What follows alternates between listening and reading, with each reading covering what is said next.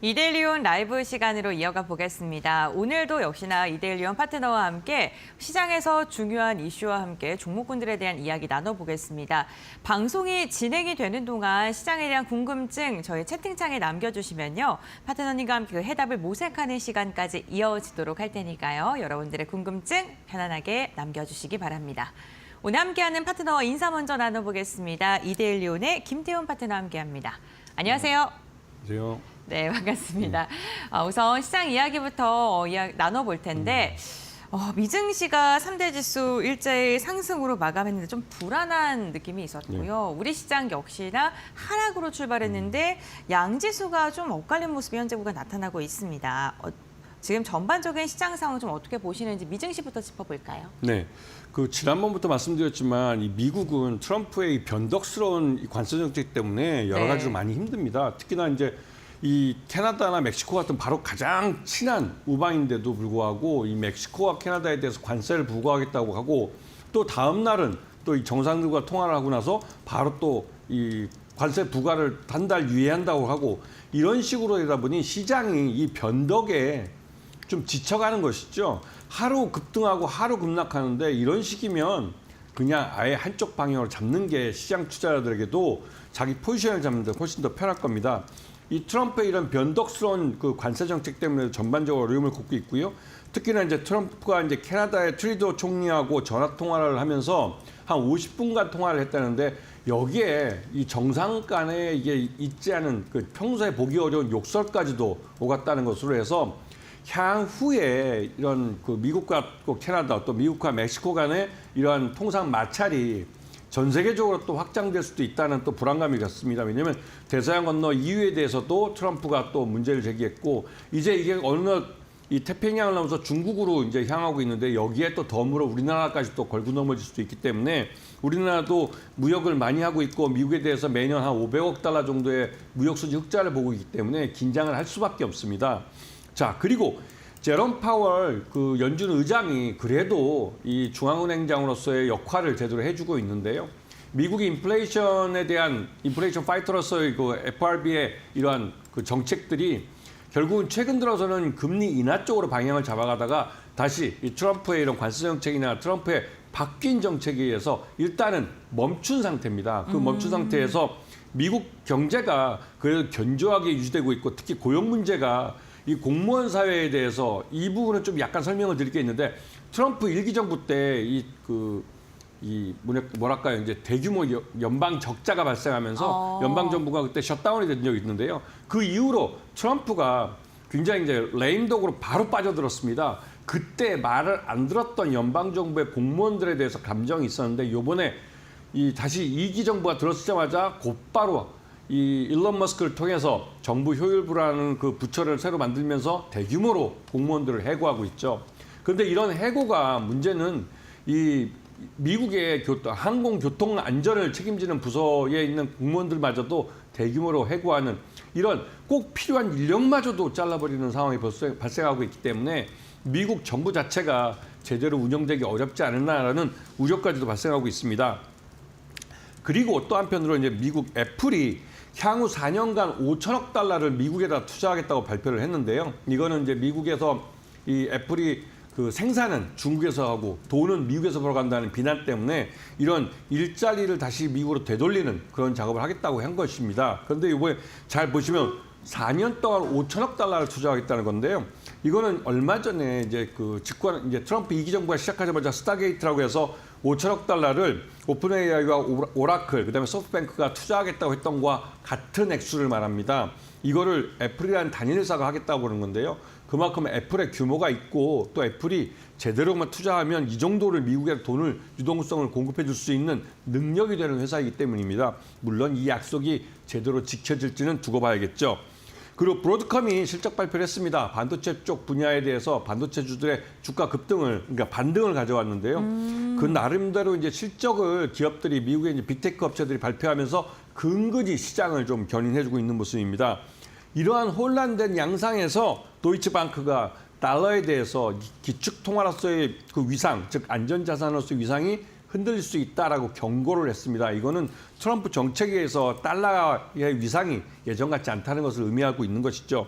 그리고 우리에게도 관계된 거지만 중국 양회에서 2구 환신 정책과 함께 소비 인장을 해서 960조 원을 풀겠다고 했습니다. 이 말뜻은 우리의 제2의 내수 시장과 같은 중국 시장에서 경기 부양책이 나온다는 것이고 우리 기업들에게는 살아날 구멍이 생기고 있다는 것을 의미하기도 하죠. 네, 어쨌든 반도체 기업들이 좀 흔들리는 모습이 있었는데 브로드컴의 실적 발표로 소부장 기업들 괜찮아지는 모습 나타났었고 여기에 엔비디아의 칩을 스타게이트에서 사용하겠다라는 이야기도 나오면서 반도체 기업들에 대한 호재거리는 있습니다. 여기에 중국이 경기 부양 정책을 위해 돈을 푸는 것 또한 시장에는 우호적인 상황인데 하지만 여전히 우리 시장의 발목을 잡고 있는 건 트럼프의 관세 발언들입니다. 하루가 다르게 입장을 바꾸다 보니까 이 주식시장에서 가장 싫어하는 불확실성이 시장의 발목을 잡고 있는 것 같은데요. 국내 증시는 그럼 어떤 걸 좀 체크해보면 좋을까요? 네, 조금 전에 말씀하신 것처럼 불확실성이 우리 시장을 지배하고 있는 건 경제적인 문제도 있지만 경제 외적인 문제도 있습니다. 이번 주에 있을 아마 윤석열에 대한 탄핵 심판, 네. 헌재에서 결과가 나오는 것인데요. 이 결과에 따라서 이 시장 변화도 크게 있을 가능성이 큽니다. 그런데 지난주 주말에 윤석열이 이제 석방이 됐습니다. 그러면서 이 정치 테마주가 다시 또 시장에서 관심을 받고 있는데요. 이번 주는 말 그대로 정치인 테마주가 시장에서 하나의 화두가 될 수가 있습니다.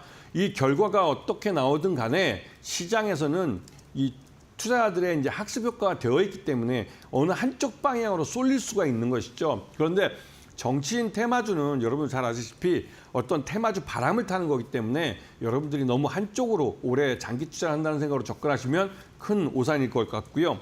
그리고 지난주에 이제 윤석열이 이제 석방이 되면서 국제 신용평가사에서 우리나라에 대한 국가 신용 등급에 대해서 다시 한번 좀 색안경을 끼고 볼 위험성이 커졌습니다. 그렇기 때문에 외국인들 매매 동향을 주의 깊게 보셔야 될 것 같고요.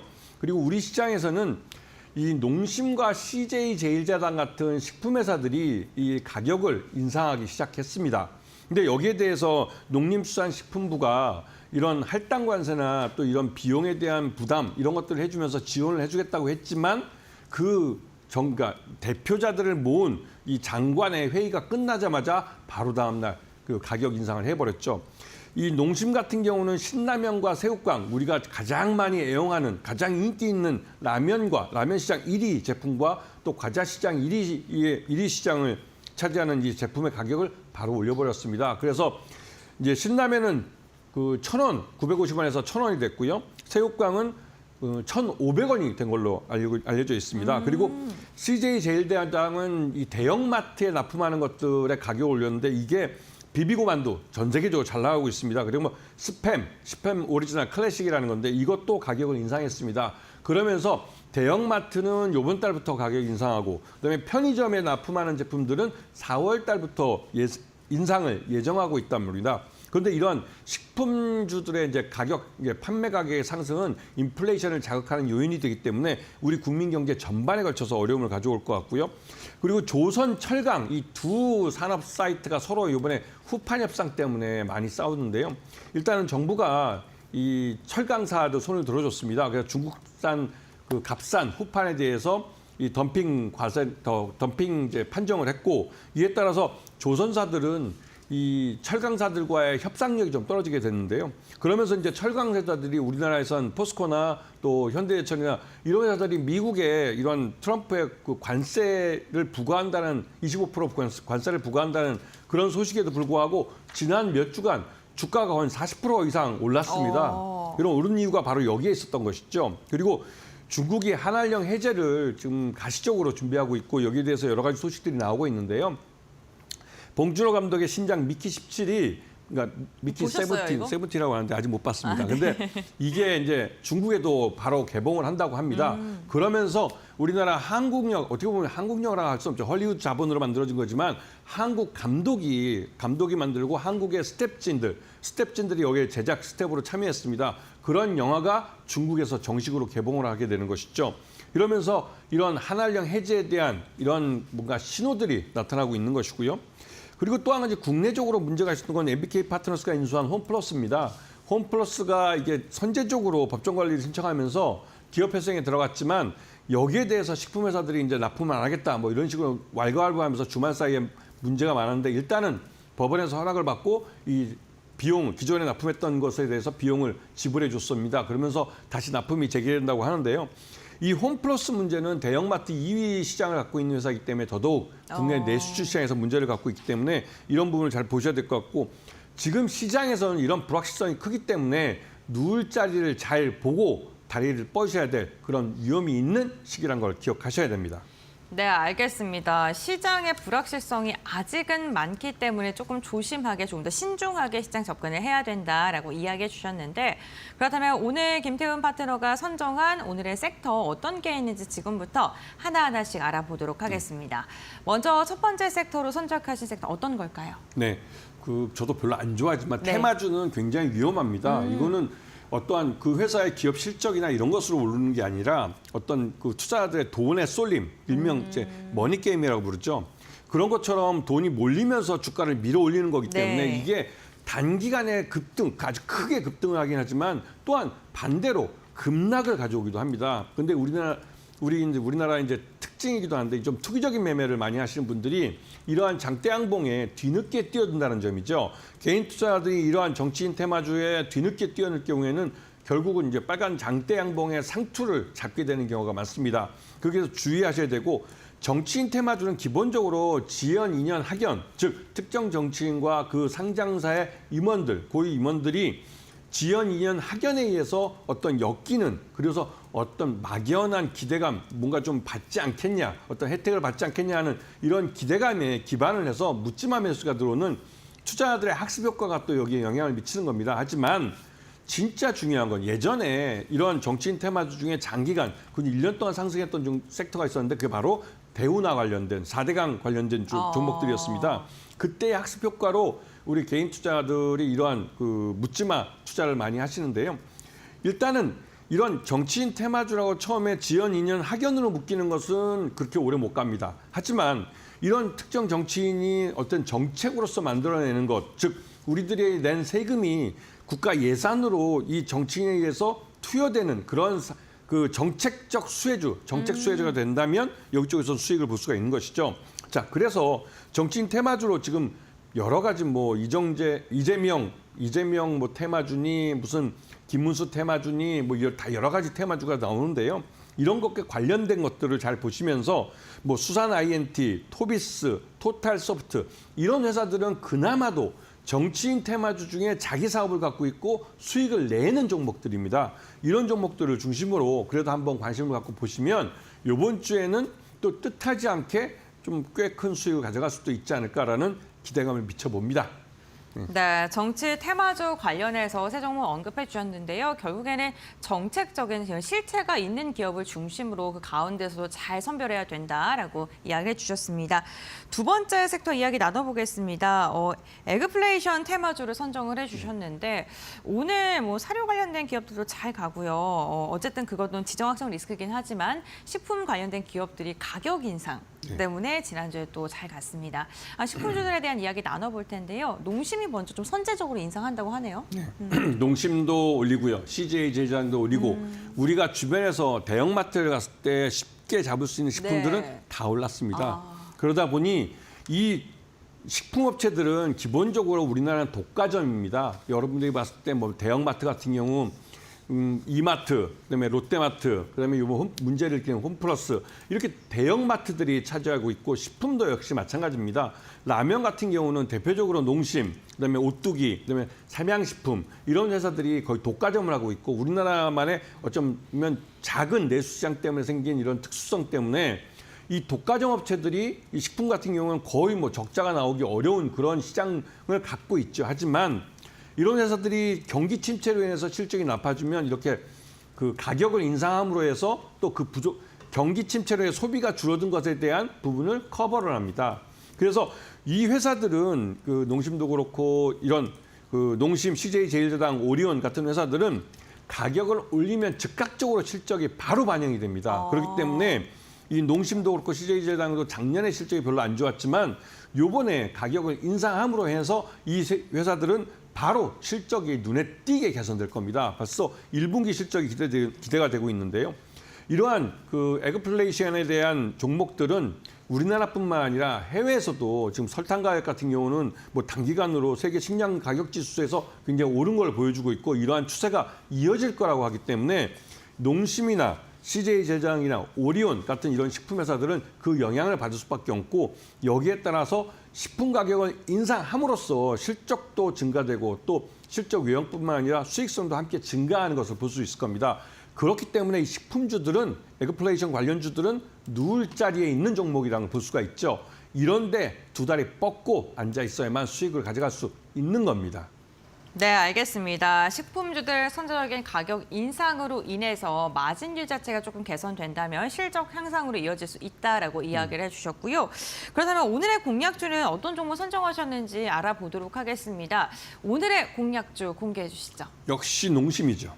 네. 농심이 요번에 작정을 하고 가격 올렸어요. 왜냐면 얼마 전에 그 그러니까 농식품부 장관이 네. 각 식품회사 사장님들 다 불러 모아서 이번에 물가 인플레이션 문제가 있고 물가 불안이 있으니 가격 인상을 자제해달라라고 말을 했지만 곧바로 농심이 깃발을 올리고 바로 먼저 가격을 인상했습니다. 그도 그럴 게 이미 농심은 2023년에 윤석열 정부에서 가격 인하를 압박했을 때 먼저 가격을 인하했습니다. 그리고 2024년 실적이 굉장히 안 좋게 나왔죠. 농심은 여러분들 잘 아시다시피 신라면이라고 해서 라면 시장 1위 상품을 갖고 있습니다. 그런데도 불구하고 영업이익 면에서 삼양식품이라는 업계 2위한테 역전을 당했죠. 그것도 매출액도 2배나 더 높은데도 말이죠. 그렇기 때문에 농심은 가격을 인상할 요인이 있었습니다. 그리고 실제로 이번에 인상을 했고 인상한 것 때문에 실적이 좋아질 겁니다. 그럼 실적이 좋아지면 그만큼 실적이 주가를 밀어 올릴 것이고 지금은 그 실적을 이제 가격을 올린 것이 이제 반영되기 시작하기 때문에 분기별로 실적이 증가하는 것을 여러분도 확인하실 수 있을 겁니다.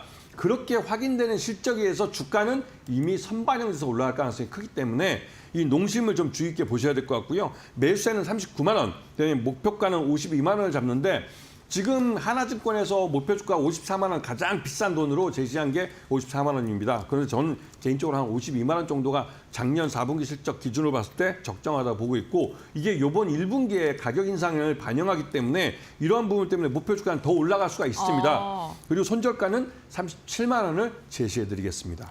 네, 알겠습니다. 오늘의 공약주는요, 농심입니다. 가격 인상으로 인해서 실적 개선에 대한 기대감 언급을 해주셨는데요. 과연 주가도 이에 발맞춰서 따라갈 수 있을지 함께 확인해 보시면 좋을 것 같습니다. 오늘 말씀 여기까지 듣도록 하고요. 여기서 마무리하겠습니다. 고맙습니다. 고맙습니다.